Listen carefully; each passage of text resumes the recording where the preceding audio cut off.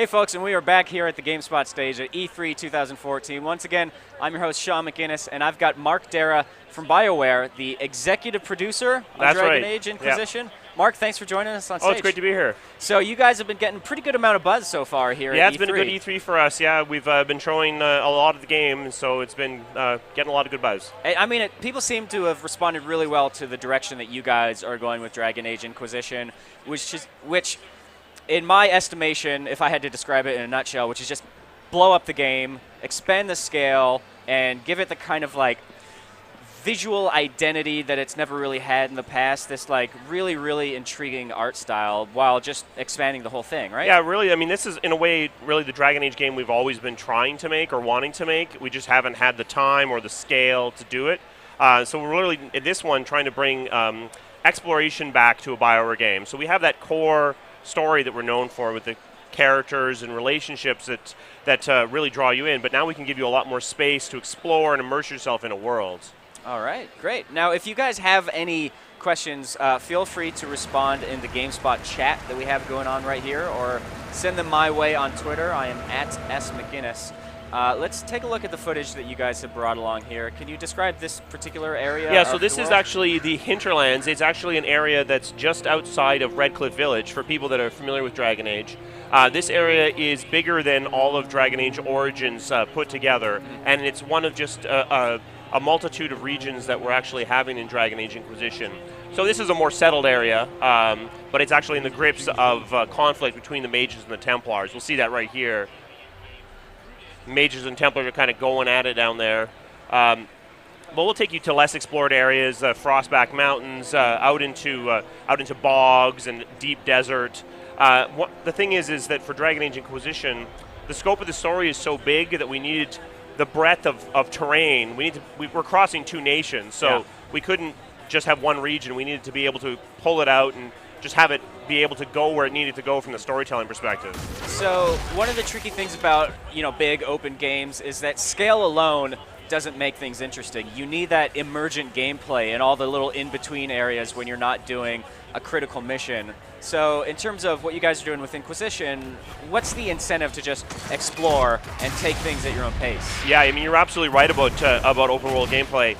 For us, what we really make sure is that every area you go to is important to the story. You're doing things to further the power of the Inquisition. This is an organization that you ultimately lead, and it gives you the power to do things you wouldn't otherwise be able to do. You reach a fortress, the doors are locked behind you, you can't sneak in the back. You have troops, you have 100 guys that you can use to bash the door in to get you through that front door. And ultimately what you're doing in exploration is things that are either going to make you better, so gathering crafting materials in order to make yourself better armor and arms, or you're doing things that are actually furthering the renown and power of the Inquisition to draw people to your cause. All right, so we're starting to get quite a flood of questions here. Maximilian on Twitter is asking about the controls in the game because, from Dragon Age Origins to Dragon Age 2, you guys quickened the pace a little bit, made the action a little bit more immediate and quick. What are you guys doing with Inquisition? So we're doing two things there. We're slowing down the animation to be a little bit more weight, a little bit more grounded in the world. So when a guy's swinging a two-handed sword, he's not spinning around as much. He's a little bit more grounded. The other thing is that we're bringing back tactile camera on all 5 platforms. So it was just on PC for Dragon Age Origins, didn't exist on Dragon Age 2 at all.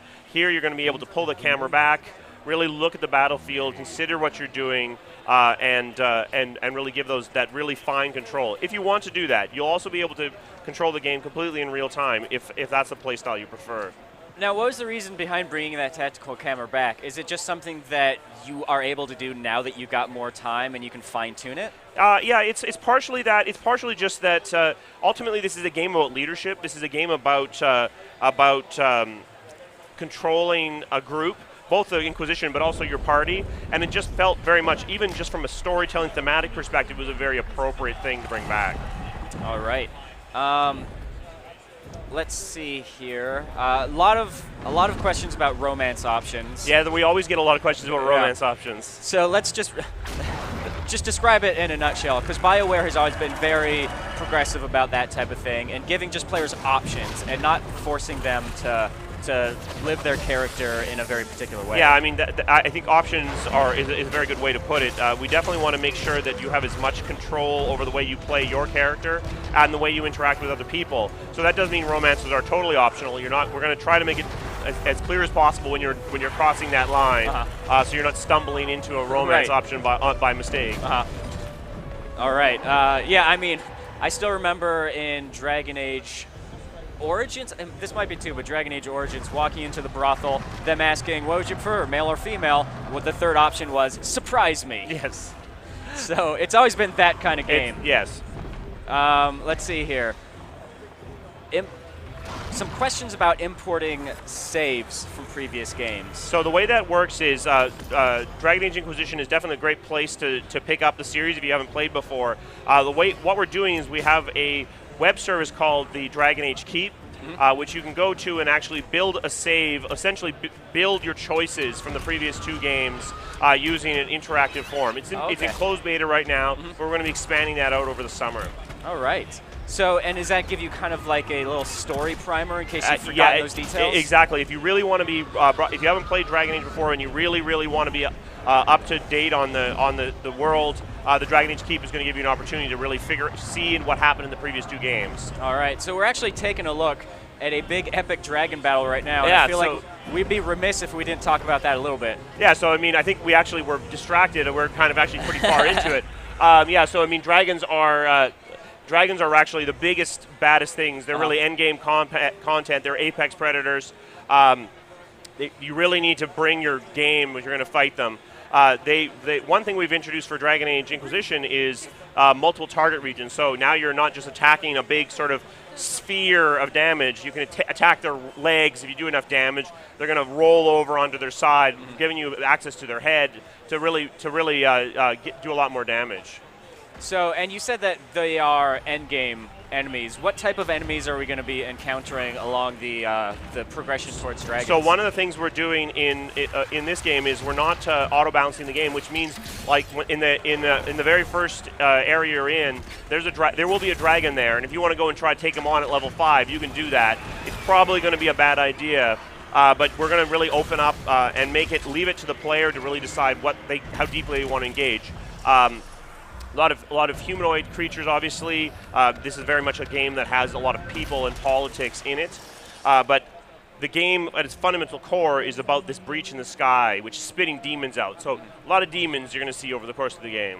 All right. Now, Abdelrahman Keshk on Twitter is asking about types of dragons, variety. Is it sort of like just that one singular dragon in the distance that you're working towards, or is it sort of various types? There are various types of dragons. We actually have dragonlings as well, sort of the younger dragons, but we'll be doing dragons differentiated by element, like essentially like fire breath or ice breath, as well as a few other sort of regional variations based on where in the world you actually are. All right. Let's see. So many very, very specific questions about Dragon Age. That tends to be the kind of community that you guys have, That's right? the community we have. Yes, very specific questions about Liliana's haircut or something, I suspect, right. Yes. So how do you filter that kind of stuff? How do you take just that wealth of feedback from the community and use that to inform the direction of the game? Yeah, I mean, it's really important to be open to these kinds of questions and to try to respond as best we can. Obviously, we don't want to answer questions that are going to spoil the story. I mean, even though people think they want the answer to some of these questions, there's some that the answer is not going to be. It's going to wreck things for them. So we have to be careful about what we do and do not answer. Right, of course. Let's see. We're getting questions about platforms of the game, specifically what we're seeing here. Can you tell? Do you happen to know what platform this was? Yeah, so this was actually captured on a PC with a controller. We will have full PC mouse and keyboard controls as well, and then like Xbox One and PS4 will have really high graphical fidelity as well. PS3 and Xbox 360 are obviously going to have a little bit lag behind a little bit there. Yeah. Any plans for modding support on the PC version? Maybe we've talked about it. Obviously, this game uses Frostbite 3, so that's something that doesn't currently exist for that engine. But it is something we have talked about, and so not at launch. Right. And even if it's not official, the Dragon Age community tends to be pretty active. They'll definitely figure it out. We've seen Dragon Age 2 stuff where we didn't have an official tool set that has shown up for sure. Let's see.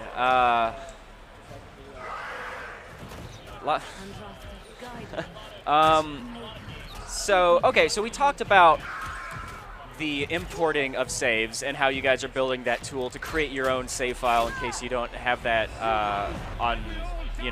in case you don't have that anymore.